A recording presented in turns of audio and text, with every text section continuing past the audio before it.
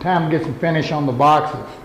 You know, when I was looking at the boxes, I kept thinking, you know, this is one of the reasons I like the Kremlin with that air-assisted airless.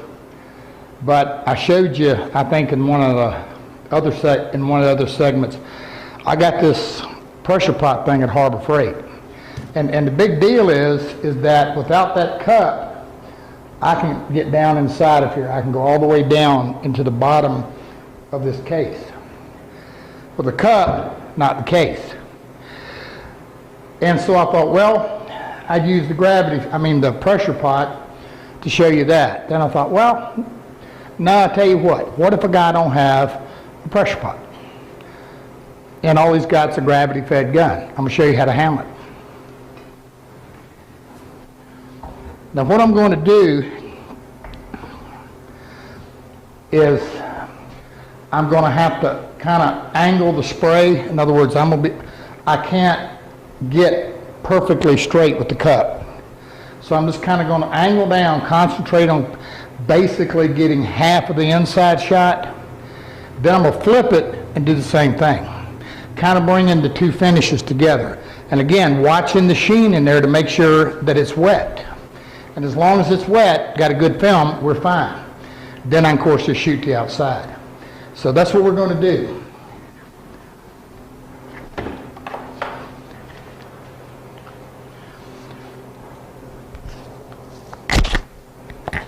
You know, again, this comes back to that thing of access is everything. When you're doing a finish, again, just don't think about it. Don't paint yourself in a corner.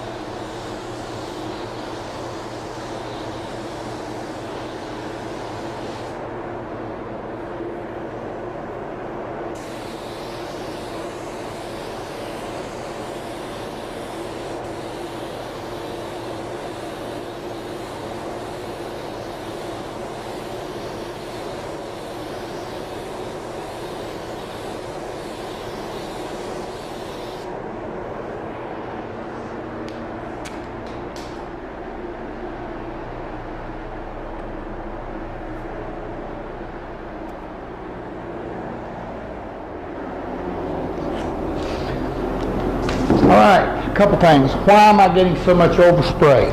That's simple. I'm boxed. It's bounce back. It's where the finish can't get out. The other thing, I got to pressure up just a little bit because this material is a little heavier. If you thin it about 10%, and you can cut your pressure down a little bit. Right now, I'm just after a build. So that one's already shot back there. So now, we're going to do exactly what we did with the flat panels. We're simply going to let it dry, scuff it, glaze it, and get another coat on it. Then, I'm going to let everything dry overnight. And I may or may not glaze it again, but I can. And put a final on it. Now the reason for the overnight dry is, even though this stuff's drying fast, there's a difference in drying and curing. A good overnight dry, solvent-based finishes like I say puffed up. It takes a while for that solvent to get out of there. That said, if I give it a good overnight dry, then the finish is going to shrink. And when I scuff it, I'm going to come back to smooth, and then I'm going to get a smoother finish. That's simple. I always like, before I do the final, I always like to let it dry good. Now that said, I'm probably going to thin the lacquer about 10-15%. Because I also know that rare's the case, you can scuff it and put one coat on and be done. It just seems like inevitably you're going to pick up a little bit of dust or trash or something like that. So it always takes 2 coats. So in this case, rather than have 3 heavy coats, we've got 2 pretty good ones now. What I'll do when I'm done, I'll come back and put 2 lighter coats. That's also going to give me a better flow out and a smoother finish. All right. The next time you see this, we're going to be dealing with the exterior.